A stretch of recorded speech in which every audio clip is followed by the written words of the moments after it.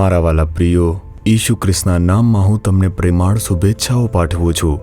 પરમેશ્વર ઈશુ ખ્રિસ્ત તે તમને ખૂબ જ પ્રેમ કરે છે। શું તે દરરોજ તેમના વચન દ્વારા તમારી સાથે વાત કરતા નથી? આજે પણ તમે ખૂબ હતાશ હશો, વિચારતા હશો, કોઈ મારી પરવા નથી કરતું, કોઈ મને પ્રેમ નથી કરતું। શું આમ વિચારો છો કે મારા ભવિષ્ય વિશે વિચારવા માટે કોઈ પણ નથી? હું ખૂબ સંઘર્ષ કરી રહ્યો છું, મારા સંઘર્ષમાં મને કોઈ મદદ કરતું નથી। મારા ઘરમાંથી અથવા મારા સગા સંબંધી કોઈ પણ મને મદદ નથી કરતું, કોઈ મારી બાબતો વિશે વિચારતું નથી। શું તમે આ રીતે પરેશાન છો? તમારી કોઈ કાળજી રાખે છે, તે છે ઈશુ। તે તમારી સાથે છે, તમને પ્રેમ કરે છે, તેથી તમારે પરેશાન થવું જોઈએ નહીં।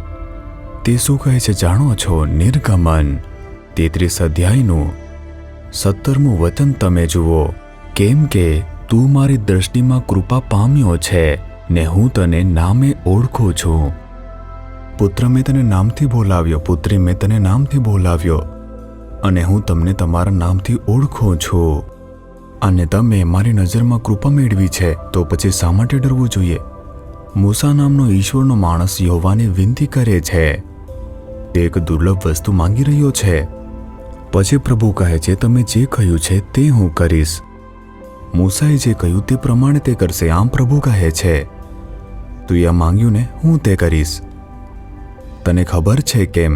કારણ કે તું એ મારી નજરમાં કૃપા પામી છે, કારણ કે હું તને ઓળખું છું। તે પ્રભુ છે। માણસ જે રીતે જુએ તે અલગ છે, પ્રભુ જુએ તે અલગ છે। માણસ તે ચહેરો જુએ છે, પરંતુ પરમેશ્વર તે હૃદય જુએ છે। માણસ આપણા ચહેરાને જોશે અને તે મુજબ તે ન્યાય કરે છે, પરંતુ પ્રભુ આપણા હૃદયને શોધે છે અને જાણે છે। આપણા હૃદયમાં પ્રભુ માટે તરસ હોવી જોઈએ, પ્રભુ માટે વિશ્વાસ અને પ્રભુ માટે પ્રેમ હોવો જોઈએ, અને આપણી પાસે બીજાઓને પ્રેમ કરવાનું અને મદદ કરવાનું સારું હૃદય હોવું જોઈએ। પ્રભુ તે જોશે અને પછી કૃપા આપશે। આપણે તેમની કૃપા વિના કંઈ પણ કરી શકતા નથી। મેં મારી કુશળતા શક્તિથી તે પૂર્ણ કર્યું છે એવું આપણે બિલકુલ કહી શકતા નથી। બધું જ પ્રભુની કૃપા છે। તમે જુઓ, અમારો જે આવો ચાલો પ્રાર્થના કરીએ તે કાર્યક્રમ જે હાલમાં શરૂ છે, 5-6 વર્ષ થઈ ગયા છે। પ્રભુએ અમને તેને સતત ચલાવવામાં મદદ કરી। તેમણે કોવિડ સમય દરમિયાન, લોકડાઉનના સમય દરમિયાન દરરોજ પ્રભુનું વચન વેચવાની કૃપા આપી। સંદેશ વિશ્વભરમાં ફેલાયો। 160થી વધુ દેશોમાં પરમેશ્વરના લોકોએ વચન સાંભળ્યું અને આશીર્વાદ મેળવ્યા। જ્યારે દુનિયા દબાઈ ગઈ, પ્રભુએ અમને આ નાના ગામમાંથી દુનિયાભરના જેટલા પણ તમિલ પ્રભુના લોકો છે ત્યાં સુધી તેમનું વચન પહોંચાડવા માટે અમારો ઉપયોગ કર્યો। મેં તેના વિશે વિચાર્યું, વાય લોર્ડ, કેમ પ્રભુ? મારા કરતાં ઘણા પવિત્ર લોકો છે, મારા કરતાં વધુ પ્રાર્થના કરનારા લોકો છે, મારા કરતાં વધુ ન્યાય રીતે કાર્ય કરનારા લોકો અસ્તિત્વમાં છે, મારા કરતાં વધુ મહેનત કરનારા પ્રભુના સેવકો છે। જ્યારે આવું છે તો આ નાના ગામમાંથી તમે કેમ મને પસંદ કર્યો? હું તો અયોગ્ય છું। ત્યારે પ્રભુએ આ વચન દ્વારા વાત કરી, તે તમારા મૂલ્યને કારણે નથી, તમે મારી દ્રષ્ટિમાં મારી કૃપા મેળવી છે। આ બધાનું કારણ મારી કૃપા છે। આ જે સેવા ચાલે છે તેમની કૃપા છે, ઈશુનું જે ભવન છે તેમની કૃપા છે, અને લાખો લોકો ઈસુ સાથે ચાલો આ કાર્યક્રમને જુએ છે અને આશીર્વાદ મેળવે તેમની કૃપા છે। અને જે કૃપા છે તે અયોગ્ય માણસને પ્રભુ દ્વારા બતાવવામાં આવેલી તેમની દયા છે। જ્યારે હું મારી જાતને પ્રભુ સમક્ષ જોઉં છું ત્યારે હું અયોગ્ય છું, પરંતુ પરમેશ્વરે મને તેમની અપાર કૃપાથી પસંદ કર્યો।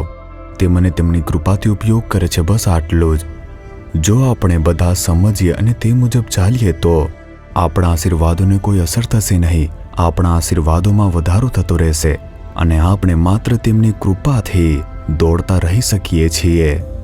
તેથી તમારે કહેવું જોઈએ, હે પ્રભુ, તમારી કૃપા જે તમે મને આપી છે તે માટે સ્તુતિ થાવ। આ કૃપા હંમેશા માટે મારી સાથે રહો, ટકાવી રાખો પ્રભુ, કારણ કે હું આ કૃપા માટે જંગતો હતો। એક દિવસ પ્રભુએ કહ્યું, પર્વતો દૂર થઈ શકે, ટેકરીઓ દૂર થઈ શકે, પરંતુ મારી કૃપા તારાથી દૂર થશે નહીં, અથવા જે શાંતિનો મારો કરાર છે તે દૂર થશે નહીં। તેમણે આ વચન દ્વારા મારી સાથે વાત કરી। હમણાં પણ હું તે કહું છું, તેમની સ્તુતિ કરું છું। હે પ્રભુ, તમારી અપાર કૃપાથી તમે મને ઉપયોગ કરો છો, ઘણા લોકો માટે આશીર્વાદ બનાવી રહ્યા છો। તે મારા કારણે નથી, તમારી કૃપા છે। જેમ જેમ હું કહું છું, મારા જીવનમાં તમારી કૃપા વધે છે। આ હું જોઉં છું। તમારા જીવનમાં પણ કહો, પ્રભુ, આ પરિવાર તમારી કૃપાથી છે, મેં આટલો અભ્યાસ કર્યો તમારી કૃપા છે, મારો વ્યવસાય તમારી કૃપાથી છે, આ ઘર તમારી કૃપાથી છે, અને મારા જે મિત્રો છે તમારી કૃપાથી છે, આ સેવા તમારી કૃપાથી છે, તે તમારી કૃપા છે. પ્રભુ, આવી રીતે તમે કહેતા રહેશો તો તે કૃપા સાથે રહેશે અને દૂર થશે નહીં. તે તમારું રક્ષણ કરશે અને અંત સુધી માર્ગદર્શન આપશે.